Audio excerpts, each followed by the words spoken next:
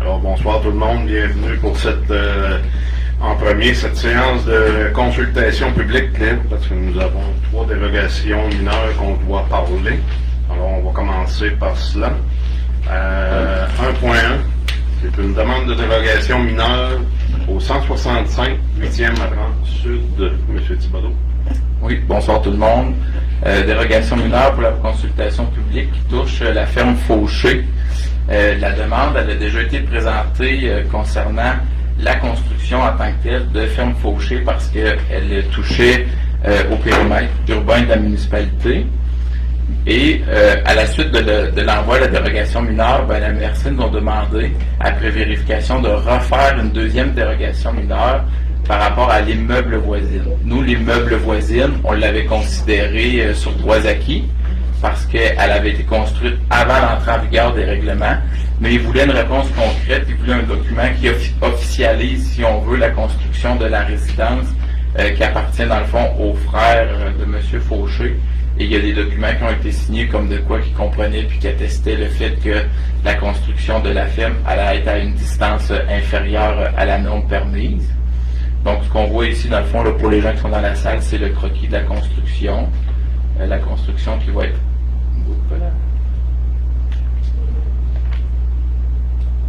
La construction, dans le fond, qui va être agrandie dans la zone rouge, si ça peut bien bouger. Internet n'est pas vite. Donc, on voit ici, là, dans l'agrandissement ici, qui est projeté tout près de la zone rouge, le fait d'agrandir, il agrandit le cheptel, donc les distances séparatrices par rapport aux odeurs, ils sont augmentés. La première dérogation mineure pour l'agrandissement elle avait été autorisée, la dérogation mineure avait été acceptée par le Conseil et maintenant le CCU recommande également d'accepter la dérogation mineure pour l'immeuble voisin appartenant aux frères de M. Gérard Fauché. On a affiché les avis publics, on a affiché les questions, on n'a pas eu de commentaires, on n'a pas eu d'interrogation, ça a passé là, d'ailleurs dans l'éclaireur dans la semaine du 2 août. Ça fait le tour pour la première demande de dérogation. Alors, ça veut dire que le comité... Il recommandait d'accepter la dérogation mineure. À 1.2, deuxième demande, demande de dérogation mineure aux 16 places des Tilleuls. 16 places des Tilleuls, c'est un projet combiné avec l'installation d'une piscine. Il s'agit ici, dans le fond, d'un bâtiment complémentaire, d'un gazebo. Le règlement municipal, dans le fond, autorise la construction des bâtiments complémentaires pour une superficie de 25 mètres carrés. Puis le bâtiment ici, dans le fond, était supérieur à 25 mètres carrés. Il faut comprendre que le bâtiment, il y a une petite partie là, qui est considérée comme une remise là, pour la piscine, là, pour la pompe, le système de traitement de l'eau, et ainsi de suite. Là. Donc, la demande de dérogation mineure, dans le fond, vient pour un bâtiment de 40. Je vais juste aller chercher les notes pour être sûr qu'on a tout. Voilà.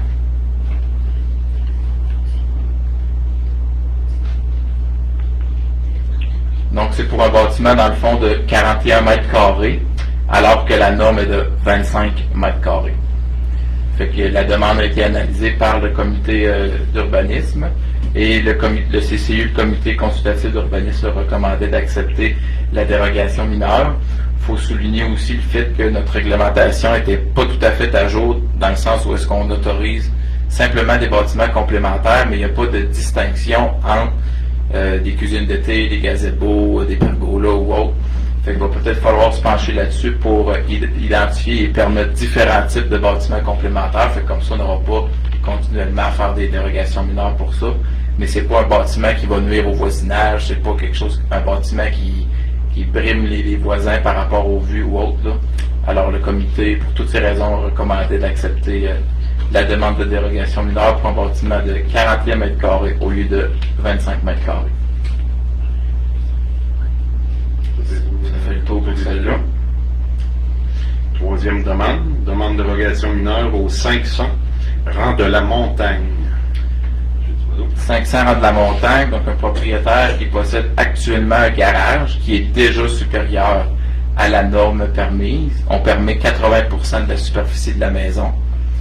Et le garage projeté, celui qu'on voit à l'écran, aurait une superficie de 100% de la résidence, donc serait un petit peu, dans le fond, serait équivalent, aurait la même dimension que la résidence, mais normalement, la réglementation permet un garage de 80% de la superficie, alors le bâtiment présent, ça serait pour une superficie de 100% de la norme permise. Seigneur, ça va bien, ça. Donc, le comité consultatif s'est penché sur la demande et comme il y a déjà un bâtiment qui est déjà dérogatoire, mais que le nouveau bâtiment va être moins dérogatoire, le comité consultatif recommande d'accepter la demande de dérogation mineure.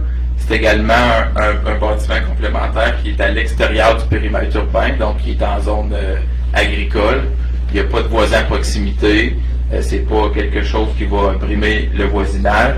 Puis on va également étudier différentes possibilités que les constructions complémentaires, les garages en zone verte pourraient être plus grands que les constructions ou les bâtiments complémentaires en périmètre urbain parce qu'il y a plus de place, les terrains sont plus grands. On ne vient pas brimer la vue de certaines personnes. Donc, pour toutes ces raisons, le comité recommande d'accepter la demande de dérogation mineure. Des questions de part des élus? Tout est beau. Fait que ces trois demandes-là, tantôt, seront à l'ordre du jour en urbanisme et pour des résolutions pour finaliser les demandes au complet. Alors, ça termine la rencontre pour la consultation publique.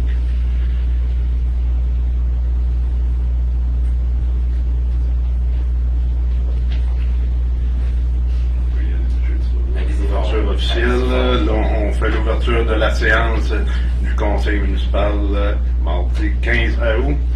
Séance ordinaire.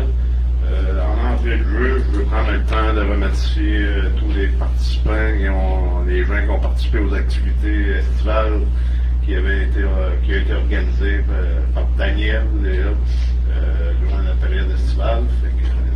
Ça a été une belle participation. Hier soir, on en parlait aussi. Il y a eu l'activité qui s'est déroulée dans le centre du village ici. Je pourrais peut-être en parler tantôt un peu, mais ça a été véritablement une belle soirée. Fait que merci. On voit la participation des gens de Saint-Euphrème, puis même d'ailleurs, les gens de l'extérieur qui viennent nous voir. Fait qu'un gros merci aux gens pour votre participation. On débute la séance à 4.1.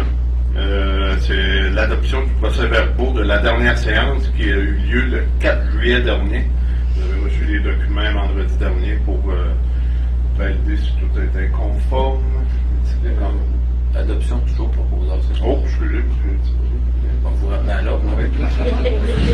Madame José, secondée par Patrick. Bon. On est à l'adoption du procès-verbaux. Vous avez eu les documents vendredi dernier. Est-ce qu'il y avait des modifications, commentaires à apporter? Tout était conforme. Qui en fait la proposition? Carl propose, secondé par Philippe. On va aller au point 5. On va aller en finance gestion de service. Acceptation des comptes.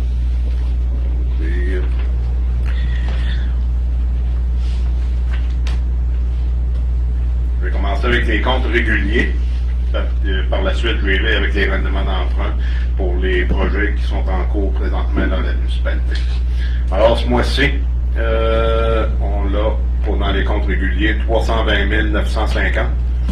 Si on va dans le lot numéro 1, il y a des chèques manuels, paiement accédé, paiement carte Visa, paiement direct. On en a pour un montant total de 218 039. Dans le lot numéro 2, c'est dans l'IMO. On l'a pour un montant de 25 935. Ensuite, nous avons les salaires nets du mois de juillet, 77 014 et 35, qui fait le montant 320 950. Juste peut-être spécifier là, pourquoi qu'on fait vraiment une augmentation au niveau des salaires. C'est parce que le terrain de jeu est passé est maintenant municipal. Là, fait que toutes les payes du terrain de jeu passent par le payroll de la municipalité. Fait que c'est pour ça qu'on a des comptes qui sont plus élevés dans ce bordereau-là, mais c'est pas parce qu'il y a eu autre chose. Là, c'est vraiment le salaire des moniteurs et ainsi de suite. Que vous l'avez indiqué pour les élus là, sur vos tablettes, là, TDV, c'est le terrain de pour résumer les gros montants dans ce 320 000, l'Agence de Revenu Canada, 8 454. On a le ministère du Revenu Québec, 23 025 $.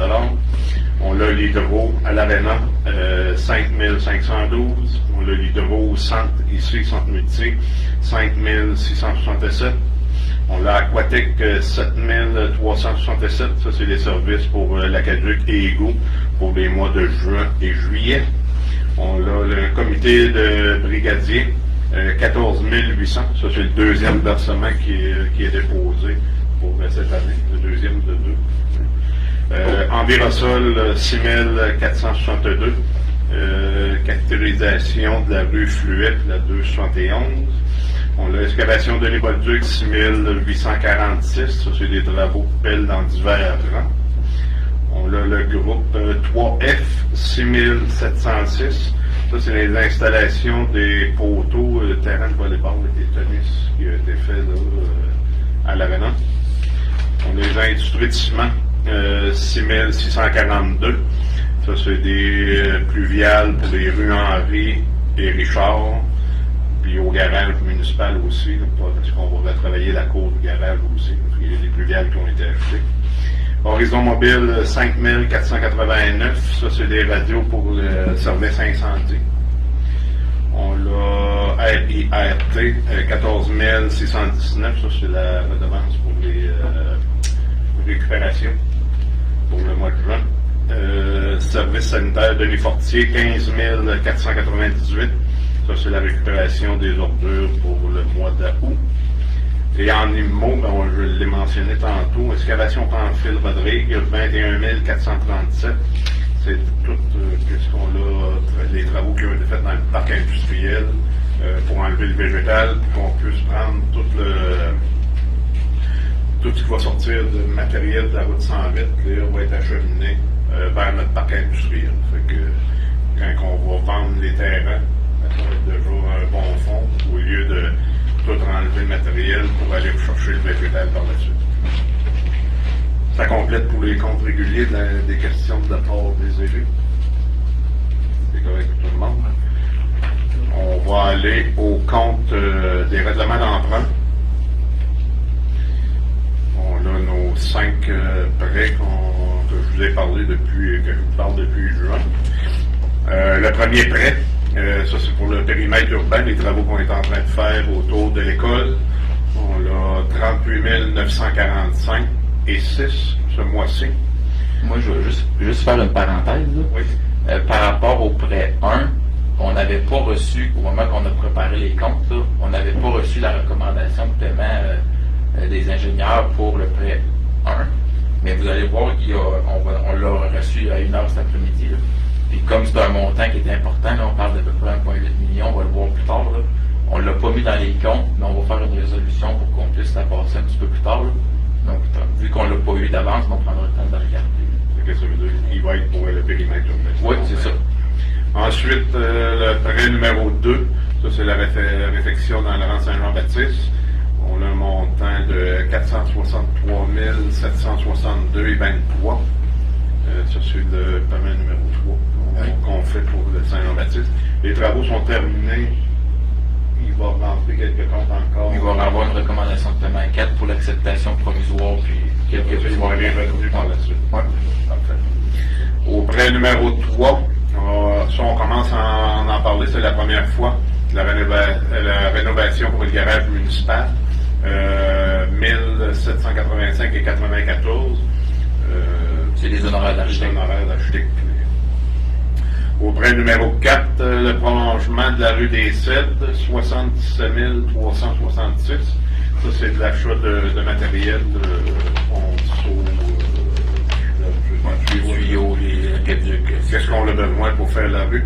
Je veux juste ouvrir une petite parenthèse. La rue des Cèdres, on a commencé, on l'a, dans nos termes, décapé, on va dire. On a enlevé le végétal. Mais on a eu une surprise à peu près au début de la rue, quand on part du boulevard Bernard. On a un écran de cap. grosse et grande camp. Il va demander du dynamitage. On ne peut même pas avec le trémac. Fait que, il va y avoir. Il y a deux soumissionnaires qui ont été demandés. Puis dans les prochaines semaines, on va être obligé de faire du dynamitage dans ce secteur-là. Ça complète le total pour ces 4 prêts-là, c'est 581 859,93 ce mois-ci. Mais comme M. Thibodeau vient de le mentionner, il va se rajouter un montant. On va l'autre encore dans notre autre. Question, commentaire de la part des élus pour les prêts. Tout est beau. Ça veut dire que ça va prendre une résolution pour les deux. Marie-Josée propose, secondée par Patrick. Correspondance. Au point numéro 6. On a une seule correspondance, ça nous provient du Centre de pédiatrie sociale de Beauce-Artigan, qui nous faisait une demande une demande de collaboration pour moyen de financement là, dans le cadre de la guignolée annuelle du Dr Julien qui va se tenir samedi 16 décembre. C'est pas une demande financière concrètement là, pour nous, c'est de leur préparer une résolution pour qu'ils puissent déposer au ministère des Transports une demande, une permission de voirie si on veut, pour qu'ils puissent aller faire la collecte. Comment on appelle ça, donc une guignolée, c'est ça. Ils vont se mettre sur un axe routier, puis il faut les autoriser à faire ça par une résolution. Fait que si on est d'accord, on va pouvoir faire une résolution pour le prochain mois. Ils demandaient de l'avoir un mois d'avance minimum. Est-ce que tout le monde, les élus, vous êtes d'accord avec ce point-là? Oui, c'est unanime. On pourra faire la résolution du mois prochain. Il n'y a pas d'autre correspondance. Au point 7, compte rendu. 7.1, compte rendu de la MRC Beauce-Artigan. Je n'ai pas eu de rencontre en juillet, on n'a pas de rencontre. Fait que j'ai pas de point. Je suis en réunion demain soir avec eux, la MRC. Fait que je ferai mon compte rendu à la prochaine séance en septembre pour cette réunion-là.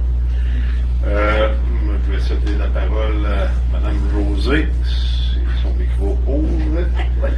La parole, Mme Josée. Oui, alors bonsoir tout le monde. Je commencerai au niveau de la bibliothèque municipale. C'est juste pour rappeler qu'il nous reste 2 semaines pour le club de lecture pour les enfants. C'est le jeudi soir à 18h30. Cette semaine, jeudi le 17, le thème c'est 13 heures de vacances. Donc, on invite les enfants à venir avec quelque chose, une activité, quelque chose qu'ils ont mettons, acheté en vacances ou un endroit qui ont été visités. Donc, on les invite à venir. Ça va être le thème là, qu'on va présenter. Ils vont nous présenter chacun leur tour, là, qu'est-ce qu'ils ont aimé faire, qu'est-ce que ça représente pour eux, ce qu'ils ont apporté. Ensuite de ça, le 24, ça va être une soirée pyjama, donc avec séance film et petites surprises aussi parce que ça va être la dernière concernant le club de lecture.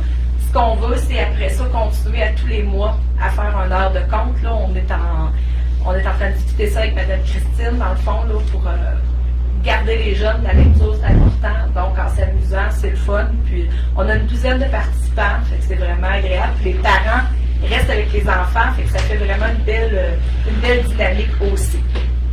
Ensuite de ça, je vais reprendre 2 petites minutes pour revenir là, sur les soirées qu'on a eues dans le parc, ou le parc La Balançoire. En juin, on avait eu 1 heure de musique avec Steven et Steven. C'était super bon. Les gens, ce qu'ils disaient, c'est que ça n'avait pas été tout à fait assez long. La musique c'était 1 heure, donc il y a eu ça un petit peu de dommage. Par contre, en juillet, on a eu Isa et son barbu et le groupe Canyon. Là, ça a duré plus longtemps, puis c'était vraiment intéressant. Petite mention spéciale à Denis Hamel, qui, malgré tout ce qui lui est arrivé, était présent et c'était vraiment... il y avait 100 cœurs, on va dire, pour faire un petit jeu de mots. Alors, c'était vraiment intéressant. Je pense que les gens ont apprécié. Puis le parc est vraiment rassembleur. Puis on a eu une belle collaboration aussi avec les 2 cornets là, pour des breuvages. Puis il a donné des crèmes molles gratuites aussi. Donc, c'était vraiment intéressant. C'était vraiment le fun. Je pense que ça va être à répéter. Par contre, les soirées d'humour, ben, ça, on les gardait au pavillon. Il y a eu une soirée d'humour aussi. Ça a été super bien aussi, mais celle-là, on disait c'est mieux au pavillon à cause du bruit, tout ça. Là. Tandis que la musique, ben, ça va au-delà des voitures, tandis que l'humour, ben, ça se fait bien au pavillon. Fait que c'est pour... On était plus calme cet été dans les autres comités. Merci beaucoup, Mme José. Du côté des loisirs, Philippe et Steven. Oui, bonsoir tout le monde. En fait, pour les loisirs, la glace à l'aréna, les travaux sont débutés depuis hier. On prévoit l'ouverture vers la mi-septembre. Si ça va bien, ça peut être un petit peu avant, mais normalement, la mi-septembre, c'est commencé. Le 9 septembre prochain, c'est la démolition. Donc, c'est à compter de midi. Vous pouvez visiter leur page Facebook pour avoir plus d'informations. Et le 24 septembre prochain, c'est Saint-Éphrem en course. Donc, c'est évidemment la deuxième édition. C'est une belle course qui parcourt, disons, les collines de la municipalité, si on peut dire. Et encore une fois, vous pouvez visiter Facebook, leur page Facebook, pardon, pour vous inscrire et vous remettre en forme en attendant. C'est tout pour moi. Merci Philippe. Donc, bonjour tout le monde. Du côté d'Arena, pour la période d'inscription du hockey mineur, ça se poursuit jusqu'au 21 août. Il y a présentement 143 jeunes d'inscrits. On vise 170 joueurs. Les camps d'événements commencent le 16 septembre, autant pour le hockey mineur que pour le junior A. Donc, la mi-septembre, le hockey va commencer à l'Arena. De plus, en fin de semaine, se tiennent les tournois de fin de saison du soccer qui a lieu à Saint-Martin. Donc, je crois qu'on a 6 équipes là-bas. Puis, du côté de la balle, du côté de Saint-Romain, je pense qu'on a 7 équipes du côté de Saint-Romain pour les tournois de série de fin de saison là, qui peut s'apprendre en fin de semaine, la balle pour les jeunes, puis le soccer. De mon côté, c'est tout. Merci beaucoup, messieurs. Monsieur Thibodeau, de votre côté, voudriez-vous parler Il était bon, cette équipe à Saint-Romain. pas deux affaires maintenant. Vous parlez des travaux tout de suite, vous voulez entendre nos barrières? Ah, d'hiver. On va Vario, hein. On va entendre nos barrières. Pas d'autres comités? Non? On continue notre réunion au point 8, en administration générale. 8.1. Résolution pour que la municipalité de Saint-Éphrem-de-Beauce autorise le directeur général ainsi que le maire à signer le contrat de vente du lot 6 281 736. L'eau qui est située juste à côté des terrains de l'Arena, pratiquement en face de GSF. C'est un lot qui est vacant actuellement, qui appartient à la municipalité. L'eau, dans le fond, il y a quelques années, là où est-ce que René Matériaux Composite avait installé les maisons mobiles. Et puis maintenant, la municipalité a vendu le terrain pour une entreprise qui va être vendue à l'entreprise Placement Charles Paré pour éventuellement un usage commercial industriel sur ce terrain-là. La vente se fait toujours avec des conditions de construction dans une année de 3 ans au plus. Et le montant de la vente va s'effectuer au montant de 30 000 $. Proposé par Steven, secondé par Philippe. 8.2. Résolution que la municipalité de Saint-Éphrem-de-Beauce autorise la résidence du Logidor à utiliser le centre multifonctionnel à des fins de centre d'hébergement en cas de mesure d'urgence. C'est la résidence du Logidor qui a besoin de cette résolution-là quand il renouvelle certaines autorisations auprès du ministère. Je crois que c'est le ministère de la Santé.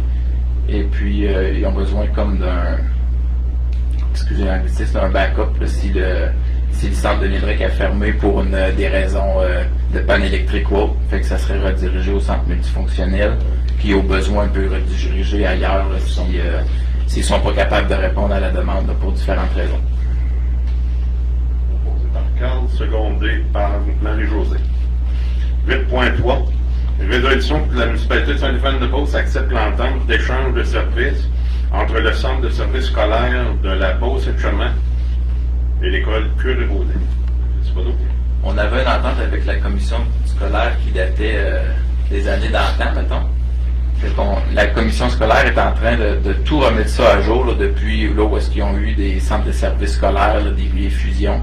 Puis qu'ils veulent uniformiser ça à travers tout le secteur de Beauce-et-Chemin. grosso modo, on a déjà reçu le protocole.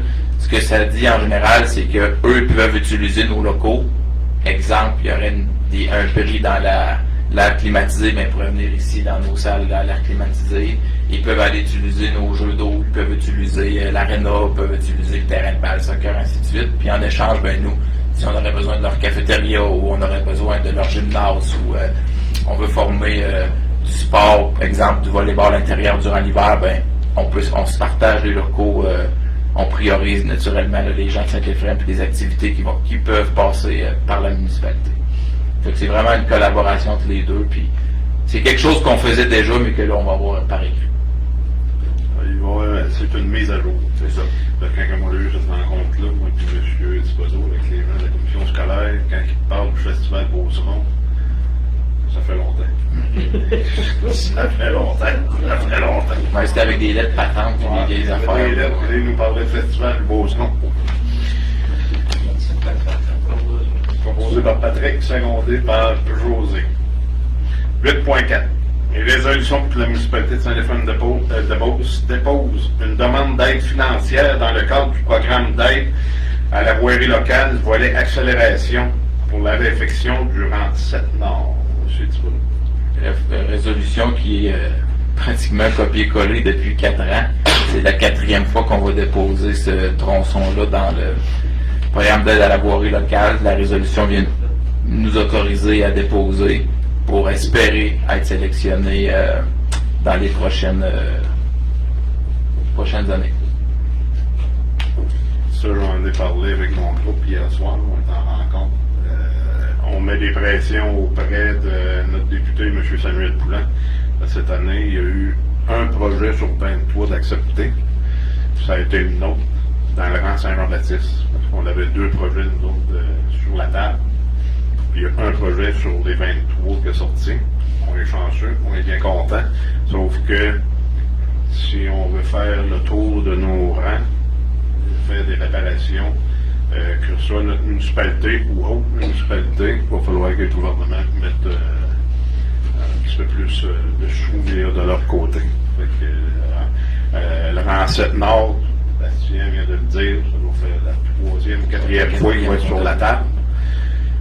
Ils vont être déposés au mois de novembre. Là, en septembre. En septembre. Puis il va y avoir une sélection de fête après les fêtes. Fait que, espérons d'être dans le prochain groupe aussi pour notre projet Grand 7. Mais espérons aussi qu'il y aura plus qu'un projet qui sera accepté dans notre département. Parce que là, ils nous freinent un peu à monter les projets.